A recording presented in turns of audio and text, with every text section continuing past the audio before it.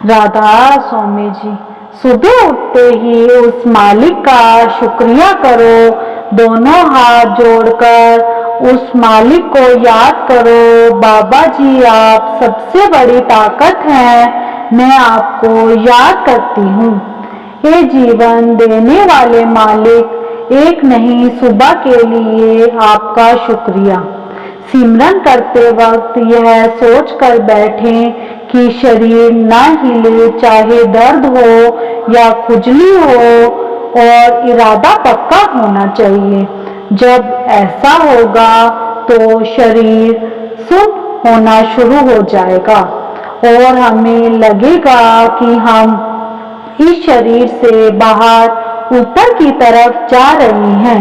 धीरे धीरे प्रकाश आना शुरू हो जाएगा। फिर हम सूरज, चंद्रमा, तारा मंडल को पार करके जैसे ही आगे पहुंचेंगे तो देखेंगे कि बाबा जी वहां हमारा इंतजार कर रहे हैं और हमारे इंतजार में खड़े हैं। वास्तव में सतगुरु तब से साथ रहना शुरू कर देते हैं। फिर हमें वहां से अपने शरीर को देखते हैं जो कि लाश के समान दिखता है। हे सतगुरु, बख्श गुना मेरे, तुझे सब बख्शनहारा कहते हैं। दया कर मुझ पर, तुझे सब दीन दयाल कहते हैं। लाज रख मेरी, तुझे सब पालनहारा कहते हैं। एक बार एक सौदागर था। वह नाव से कभी किसी जगह तो कभी किसी जगह जाता रहता था। वह हीरो का व्यापार करता था। उसकी नाव भी अब पुरानी हो गई थी। उसके दोस्त उसको कहते थे, भाई, खतरा बहुत बड़ा है। तुम्हारा जीवन निरंतर नौका पर ही है। किसी भी दिन खतरा हो सकता है और तुमको तैरना भी नहीं आता। भाई, तेरी नाव पुरानी हो गई है, तू तैरना सीख ले। वह नहीं मानता था। वह कहता था कि मेरे पास समय नहीं है। उन्होंने कहा कि गांव में एक आदमी है, वह तुमको 2-3 दिन में तैरना सिखा देगा। वह बोला, 2-3 दिन में मैं अगर काम नहीं करूंगा तो मेरा लाखों का नुकसान हो जाएगा। लेकिन वह नहीं माना। तो उसके दोस्तों ने उसको कहा, भाई, तू अपनी नौका में 2 खाली पीपे रख ले। अगर कभी तेरी नौका डूबने भी लगेगी तो तू खाली पीपे के साथ तैरता हुआ किनारे पर लग जाएगा। काफी समय ऐसे निकल गया।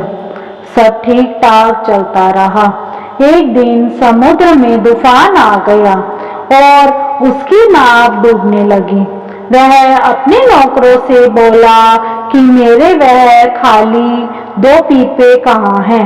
वह बोले, साहब, आप यहाँ सोते हैं, आपने अपने सिराने ही तो रखे थे। उसके सभी नौकर तो तैरना जानते थे। वह नाव से कूदकर उन्होंने पानी में छलांग लगाई और किनारे पहुंच गए। लेकिन उस एक को तो तैरना नहीं आता था।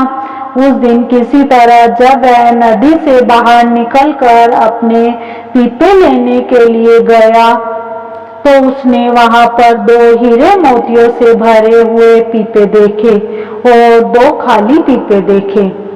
उसने यह नहीं सोचा कि अब मैं समुद्र से बाहर आ गया हूँ, अंदर जाने की क्या जरूरत है। तो वह बोला, खाली पीपे का मैं क्या करूँगा, यह भरे हुए पीपे ही लेकर चलता हूँ। वह भरे हुए पीपे लेकर जैसे ही बोट में बैठा तो वह नाव डूबने लगी और वह भी साथ में डूब गया। इसीलिए कहते हैं, समय रहते हुए जो काम हम कर सकते हैं कर लें। जो समय बीतने के बाद कोई भी काम न करना आसान नहीं होता। बाबा जी ने जो भजन सिमरन दिया है, अभी कर लो। अगर बीमार हो गए या भगवान ना करे कि हमारा जल्दी बुलावा आ जाए, हमारी कश्ती डूबने लगी तो कभी भी सिमरन नहीं कर सकेंगे। तब सतगुरु संभालने भी नहीं आएंगे। अगर हमने पहले भजन सिमरन किया है, उस समय सतगुरु हमें जरूर बचाने के लिए आएंगे। अपने मालिक पर विश्वास रखिए और अपना पूरा समय भजन सिमरन पर लगाएं। जो बाबा जी कहते हैं 2.5 घंटे सिमरन करो, फिर हम क्या हमारी 7 पीढ़ियां भी तर जाएंगी। सारे ही काम जरूरी होते हैं जिंदगी में, और भी काम होते हुए भी खुदा की इबादत ही थी जो हर बार छूट गई। कौन कहता है कि बाबा जी का दीदार नहीं होता? आदमी खुद ही जो तलबगार नहीं होता। अपने गुरु के चरणों में सर को झुकाकर तो देखो, फिर ऐसा कोई जगह नहीं, कोई ऐसा स्थान नहीं जहां बाबा जी का दीदार नहीं होगा। भाई, सेवा का मौका चाहे जब मिले जहां मिले लूट लो।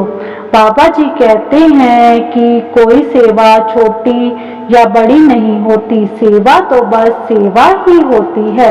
जिससे मन निर्मल होता है, अंदर की मैल कम होती है, जिससे माहौल बनता है, वह सेवा है। जितनी मिले जहां मिले खुशी से कीजिए। ऐसे ही एक और छोटी सी साखी है, सेवा मिलना सौभाग्य की बात है। हम कुछ नहीं करते, वह कुल मालिक हमसे सेवा करवाकर हम पर अति उपकार करते हैं। हम तो उनके हाथ की एक छोटी सी कठपुतली हैं। एक सेवादार बड़ी लगन के साथ आने वाली संगत को भाई इधर और बहनें उधर आने वाली संगत को बड़े कायदे से कतार में पंडाल के अंदर भेज रहा था। तभी एक आदमी दाई तरफ, औरतें बाई तरफ बोल रहा था। कुछ समय के बाद एक सेवादार दौड़ता हुआ आया और कहने लगा कि भाई, आपको सेक्रेटरी साहब बुला रहे हैं, आपको अभी जाकर उनसे मिलना होगा। उस सेवादार ने कहा, भाई साहब, मैं अभी नहीं जा सकता हूँ, क्योंकि मुझे अभी अपनी ड्यूटी करनी है, अपनी सेवा करनी है। मुझे संगत को अलग अलग तरफ भेजना है। उस आदमी ने सेवादार को कहा, आप चिंता मत करें, आप जाकर सेक्रेटरी साहब से मिल लो, उस कतार को मैं देख लूंगा। सेवादार सेक्रेटरी के पास ऑफिस में मिलने चला गया, लेकिन उसका ध्यान वहीं पर था। लेकिन वह वहां खड़ा होकर सारा समय यही सोचता रहा कि वहां पर मेरी जरूरत थी और मैं यहाँ पर आकर खड़ा हो गया हूँ। जब वह सेक्रेटरी साहब से मिलकर सेवा पर वापस आया तो क्या देखता है, वहां पर एक गमला रखा हुआ है और बहनें बाई तरफ और आदमी दाईं तरफ अपने आप जा रहे थे। तब उसे एहसास हुआ कि सेवा में उसकी क्या जरूरत है, उसकी क्या हैसियत है। बाबा जी तो गमले से भी सेवा करवा सकते हैं। यह तो सेवादारों को सेवा देकर उनके ऊपर बहुत बड़ा एहसान करते हैं, उनके कर्मों का बोझ कुछ हल्का करवाना चाहते हैं। इस तरह की घटनाएं हमें सोचने पर मजबूर कर देती हैं कि मैं तो कुछ भी नहीं कर रहा, सब कुछ तो कुल मालिक बाबा जी ही करवा रहे हैं।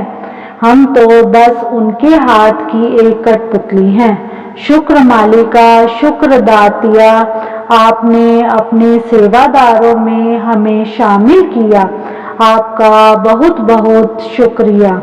बाबा जी की प्यारी सात संगत जी, राधा स्वामी। अगर आपको साखी अच्छी लगी हो तो चैनल को शेयर लाइक करना ना भूलें। राधा स्वामी जी।